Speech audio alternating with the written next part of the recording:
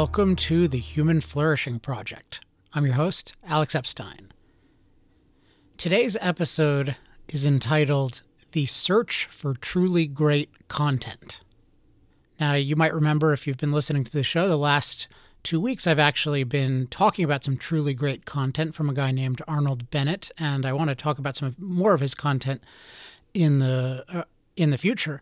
But this week, I've been having some conversations with friends about truly great content, and it's motivated me in a certain direction. So let me give you a little bit of background.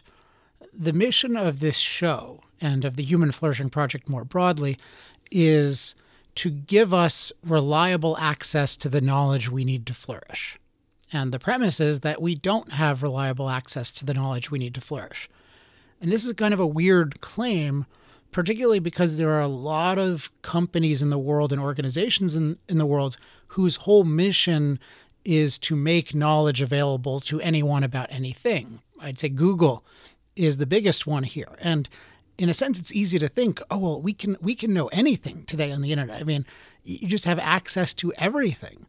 And yet, when I think about it, it's actually shockingly limited what we have access to. Because for certain kinds of questions, the internet is just amazing. I mean, you take like complex mathematical questions, not that many of you are thinking about those at the moment, probably, but like if you ever use, say, Wolfram Alpha, and I actually met the guy once who created that, Stephen Wolfram, was a really cool guy. That you can learn all sorts of things about, say, mathematics, all these things, and certainly the internet and machines can do all sorts of calculations, and then they can locate all sorts of specific facts, and you can learn about the details of any movie or how tall is this person, a lot of historical facts you can learn about. And I don't want to understate it because there are tons and tons of things that we can learn about and that are valuable to learn about. But when I think about my life and the issue of flourishing, which means that I want my life to be really good materially and mentally. I want it to be good throughout life.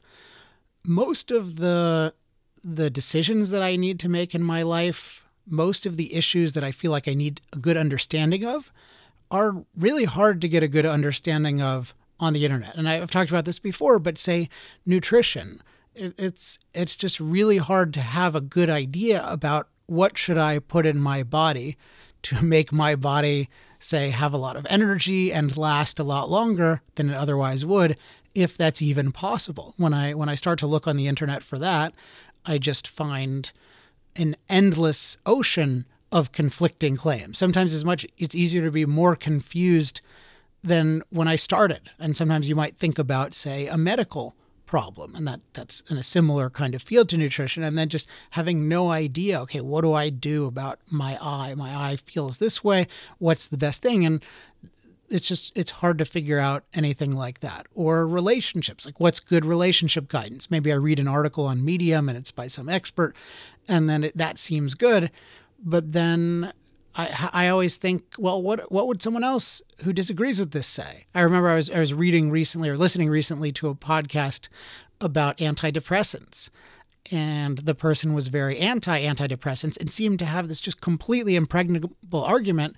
And then I thought, well, I know some smart people who prescribe antidepressants, so I'll ask them. And then they had a really good counter to this argument.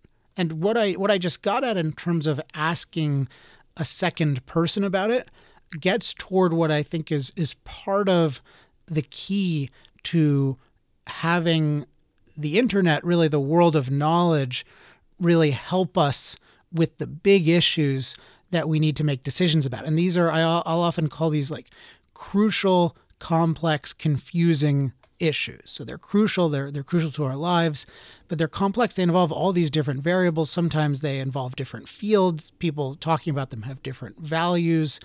And for those reasons and many others, they can be very confusing. So with these crucial, complex, confusing issues, what can we consume intellectually to give us better chance of making decisions that will improve our lives? And I think actually the offline world has a lot of values in it has a lot of good practices for this in it that the online world doesn't incorporate enough. And today I want to talk about a little mini way in which our little online world is in the Human Flourishing Project community, or anyone who wants to participate in what I'm going to talk about, in which we can help get ourselves some content that's going to hopefully help us make a lot of better decisions about important things in life. So one aspect of life that I think is a pretty good one to emulate if we can, it's not the one I'm going to talk about this week, but I'll mention it, is just the idea in medicine of a second opinion. So if I'm going to a doctor for something and I ask the doctor, hey, I'm experiencing this, if I can go to a second doctor or a third doctor, that can be incredibly valuable. Say like with the issue of antidepressants. And this is something I've mentioned before in my 20s.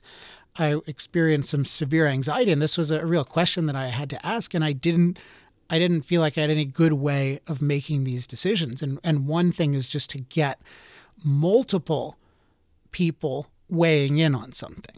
That can be useful. But then the best thing really is you want multiple people who have differing opinions but are the best representatives of that opinion. So what I'd really like to see is, the best representative of the pro-antidepressant side and the best representative of the anti, and maybe there's somebody in the middle, and maybe sometimes some synthesis is the right answer or some third way is the right answer. But these two things are so powerful together, of getting different positions on something and then getting the best representatives of the different positions. Because if we don't get the different positions and it's not our field, it's just we can be taken in by anything. Something can seem to make sense, but we just have no idea what else is going on. And if we compare opinions and we expose ourselves to different opinions, but the opinions aren't the best arguments or the most thoughtful opinions within the field, then it's a mess too. Because it's like, let's say you're trying to make sense of predictions of climate catastrophe, and then you have somebody who's really savvy among those who don't think that we're going to have a climate catastrophe, say people like me, and then you hear from somebody who does, but they're just a total crank, or it's just your uncle or something like that, and they don't know anything. You're not going to have a good idea. The more impressive argument, even if a position is wrong, and I don't think my position is wrong, but even if it's very easy to get taken in by a better formulated, seemingly more thoughtful argument for a wrong position sometimes than a really crappy argument for the position that ends up being right. So I have this desire, which is very, very hard to fulfill on the internet, of when I'm exploring some issue or trying to understand some issue that's really crucial to my life, but that's also complex and confusing. I have this desire of, okay, I want to know the best arguments for each position, for all the different positions. And then usually what I find is when I can do that, and that's hard, nothing gives it to us now, but if I learn a subject in depth, then I can do it over time. When I can get that kind of juxtaposition, I find that often I see, oh, wow, one of these positions is really stronger. Like they consistently make some arguments and that other position doesn't have an answer for it. But without combining this combination of different perspectives and then the best arguments or the most thoughtful arguments for different perspectives, it's very hard to get. So what I've been thinking about is, okay, well, how can I get this in my own life? How can I get this more in my own life? Because there are a lot of issues that I want to learn more about, make better decisions about, improve my life in, or at least be more informed about, if some of them are political issues as a citizen.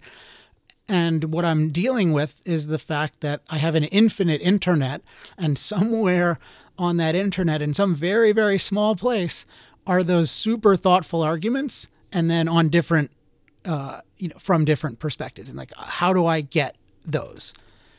Now, I mentioned the second opinion is a valuable device. Another valuable device, which is sort of used on the internet, but not nearly enough, is recommendation. And in particular, the best way I know of finding thoughtful content is from somebody that I consider thoughtful. So the best way I know of finding thoughtful content is from somebody that I consider thoughtful.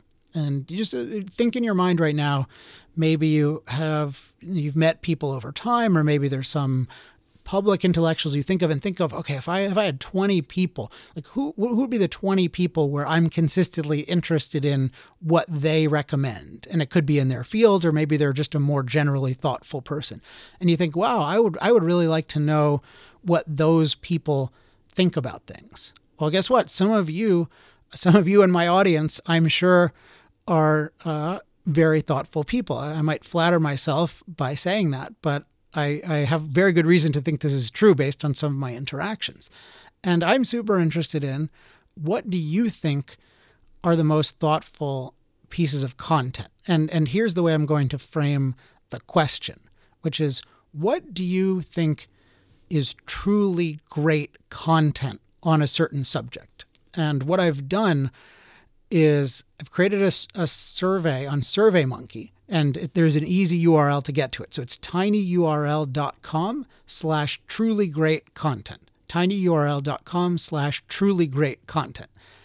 And what I'm doing here is it's just a very simple survey, and you can actually do it as many times as you want. It's anonymous, and you can do it for any subject you're interested in. I would love it if you did it for more than one subject, but here's how it goes. So, what subject do you have strong content recommendations for? And that might be startups, relationships, fitness, philosophy. Just think of any subject, however you want to define it. It can be broad, it can be narrow. And then question number 2 is, what content would you recommend as truly great about this subject? So it could be anything. It could be a book, an article, a video, and you can put in, ideally, you would put in a URL so I could just go to it and share it easily with other people. But if that's too inconvenient, just say, oh, do this. So for me, I might say, if the subject might be starting a business or something like that. And I'm a huge fan of Sam Ovens' course, Startup Accelerator. In terms of someone starting a business, I highly, highly recommend that they take that. I wish I had known about that when I started my business. So I might put, okay, my recommendation would be Startup Accelerator. And I know Sam Ovens was asked the other day on one of his videos, hey, what would you recommend? And so he's put things like Amazon's letters to shareholders from, say, 97 to the present, and then Made in America by Sam Walton. But the key is that we want what you would recommend as truly great. And I'm relying on your own standards here, but I'm only giving you 5 deliberately, because I want to know, okay, on a subject that you care about, what do you think is truly great? And my hypothesis here is that if I can get even just a pretty small pool of listeners or friends to start recommending things as truly great, I'm going to get some things that are really, really illuminating. And here's the thing. There's a very, very even distribution of value of content. Really, if I take the 50 most valuable things I've ever consumed, those are probably worth more than everything after that, however many thousands or tens of thousands of things I've consumed. So there's always something that's just gold in a field, and I want that. Or you can imagine Warren Buffett on investing. I forget what the numbers are, but he'll just always say, there are 2 chapters of Benjamin Graham's The Intelligent Investor to read. Now I'm embarrassed. I have not reread those chapters since I saw that, but that's what I want. And what I'm hoping to do with these recommendations is just get this gold. So we're going to mine for gold. The internet doesn't give us a good way of getting gold. The gold you have to pan for in an ocean of junk, even on existing platforms where you follow decent people. So what I want is I want you to help me mine for gold content by taking stuff that you think is truly great. Now, the next part of the survey is, and I'm not even sure you have to do all of it, but if you have any other recommendations, you can add them. And then there's a question, when is the last time you shared any of these recommendations with someone? So I'm curious about how often you recommend stuff, because I feel like thoughtful people don't recommend stuff more. I'd like them to do it. And then how do you usually share recommendations? So there are some options, like do you do it in person and via text or via email or whatever.